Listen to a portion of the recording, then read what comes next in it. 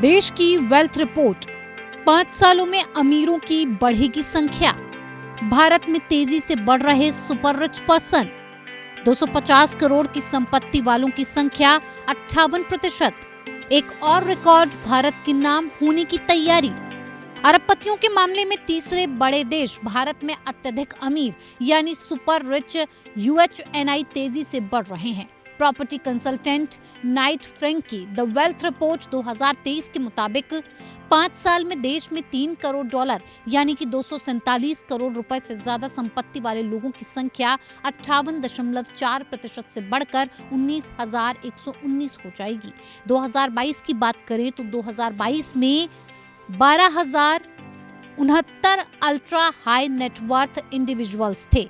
एक रिपोर्ट में ये भी कहा गया है कि 5 साल में $1 अरब यानी 8,237 करोड़ रुपए से ज्यादा संपत्ति वाले बिलियनियर्स 21% से बढ़कर 195 हो जाएंगे। $10 लाख यानी 8.23 करोड़ रुपए से ज्यादा की संपत्ति वाले व्यक्तियों की संख्या 107% बढ़कर 16,57,272 हो जाएगी। तेज आर्थिक रफ्तार का नतीजा। नाइट फ्रैंक इंडिया के चेयरमैन शिशिर बैजल ने कहा है कि हाल के वर्षों में भारत ने तेज आर्थिक रफ्तार देखी है। इसके साथ ही नई संपत्ति बनाने वाले वैश्विक स्टार्टअप हब के तौर पर भी भारत मजबूत स्थिति में पहुंच गया है। भारत के पास अभी न सिर्फ ग्लोबल मैन्युफैक्चरिंग हब बनने बल्कि इंफ्रास्ट्रक्चर और टेक्नोलॉजी जैसे अन्य क्षेत्रों में भी तेज ग्रोथ के मौके हैं। यही वजह है कि यहाँ अमीरों की संख्या में तेज बढ़ोतरी होने की संभावना है। 1.44 करोड़ की संपत्ति तो अमीर। नाइट फ्रैंक के मुताबिक भारत के सबसे धनवान 1% लोगों की लिस्ट में शामिल होने के लिए कम से कम 1.44 करोड़ रुपए की संपत्ति होनी चाहिए। इस मामले में दक्षिण अफ्रीका, फिलीपींस और केन्या की स्थिति भारत से बेहतर है।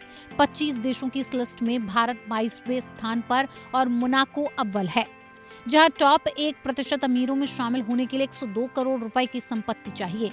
स्विट्जरलैंड दूसरे स्थान पर है, जहां इस लिस्ट में शामिल होने के लिए 54.4 करोड़ रुपए चाहिए। इन कारणों से गिरी संपत्ति। पिछले साल भू राजनीतिक तनाव रहने और आर्थिक मंदी के दुष्प्रभावों ने बेहतर अमीर लोगों के लिए संपत्ति बनाने के अवसरों पर विपरीत असर डाला। भारत में भी बेहद अमीर लोगों की संपत्ति पर इन कारणों का असर पड़ा और सालाना आधार पर इनकी संख्या 7.5% गिर गई। बेहद अमीर भारतीयों की संपत्ति ब्याज दरों में बढ़ोतरी और रुपए के मुकाबले डॉलर के मजबूत होने से भी प्रभावित हुई।